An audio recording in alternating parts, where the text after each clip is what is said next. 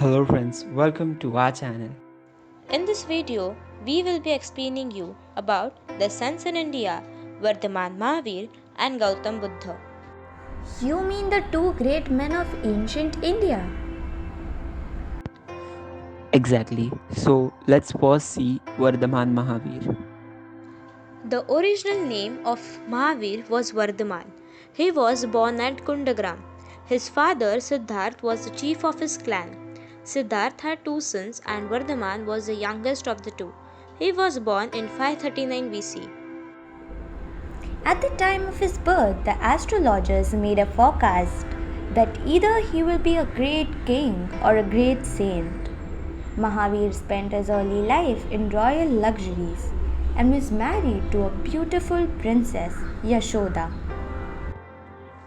A daughter was also born to Mahavir. It is said that the parents of Mahavir were the followers of Parshvanath, and Mahavir was greatly influenced by the teachings of Parshvanath. He developed a bent towards meditation while he was still a child. At the age of 30, when his parents had died, he denounced the world with the permission of his elder brother. For about 13 months, he wore clothes, but subsequently, he cast off his clothes. During the next 12 years, he lived on extreme self modification. All sorts of living beings gathered and crawled round his body, but he continued his meditation. Often he went on without water for months. After all these hardships, he attained knowledge at the age of 43. After this, he came to be known as Jain Mahavir or the Conqueror, and his followers came to be known as Jains. After his enlightenment, Mahavir continued to preach his theories. For this purpose, he traveled widely and had to face many difficulties. The initial response of the people was not quite favorable. It is said that at the country of Ladha, people attacked him with dogs. But despite all these difficulties, he did not lose courage and continued to preach his doctrine. In course of time, a large number of people became his followers. Mahavir was particularly lucky to receive patronage from the royal families. Rulers like Bimbisara of Magad, Pradyota of Avanti, Dadivardhan of Champa rendered him considerable help in spreading his message. Although Mahavir was a contemporary of Buddha, but it appears that the two never met each other. Mahavir died at the age of 72 at village Pava in Patna district. It is said that at the time of his death, he had about 14,000 disciples. Now, let's move towards Gautam Buddha. Gautam Buddha's royal name was Siddharth. He was the son of Shuddhodhan, the chief of Sakya clan of Kapilvastu in the Nepal Tarai area. He was born in 566 BC in the village of Lumbini, a few miles from Kapilvastu. Siddharth lost his mother at the time of his birth and was brought up by his aunt and stepmother.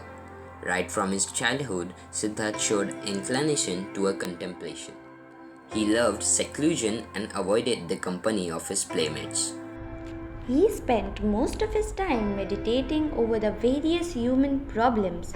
His father Sudhodhan tried to attract him towards worldly objects and married Siddhartha to a beautiful princess Yashodhara, the daughter of Sankhya Noble. He provided all possible pleasures and luxuries to the young Siddharth so that he could get involved in the worldly affairs. But Siddharth was not happy with all this. He continued to concentrate on problems of birth, old age, sickness, sorrow, and impurity. At the age of 29, he was blessed with a son, but he did not feel happy. Instead, he considered it as a bond. Soon after the birth of his son, he left his home in search of truth and became a wandering ascetic. This renunciation by Buddha is known as Mahaparityag. After leaving his house, Gautam Buddha went to Vaishali, which is present in today's Bihar in India. He lived with the famous philosopher Alara Kalama but was not satisfied with his teaching. He therefore moved to Rajgriha and met Rudraka and other philosophers. But here also he did not get satisfaction. After this, Siddharth practiced severest penances for 6 years and reduced himself to a skeleton, but he did not get any satisfaction. He gave up penance and took bowl of milk offered to him by a village girl Sujata. He then sat under a peepal tree and said, "Let my skin, my nerves and bones waste away. Let my life hood dry up.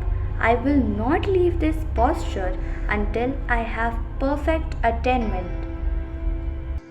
He remained in meditation for 7 days and 7 nights and was ultimately enlightened on the eighth day. On the day of enlightenment, he came to be known as Buddha or Tathagat. Siddharth discovered the law of causation, a cycle of 12 causes and effects conditioning the universe. This law had not been thought of by any philosopher before him.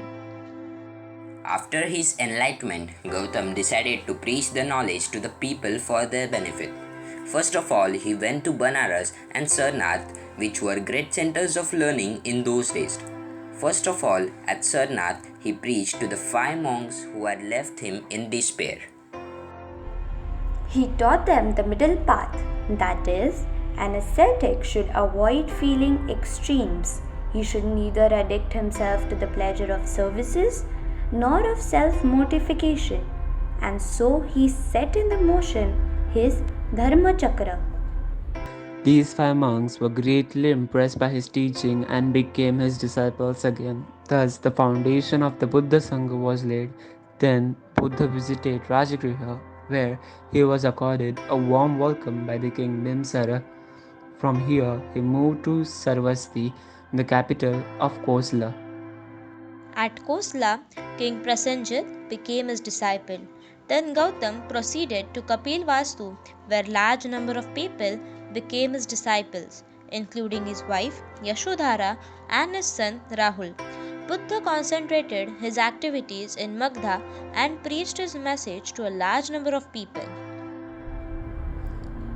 The other places where his message was received with great admiration were Kashi, Koshala, Vaji, Avanti, etc.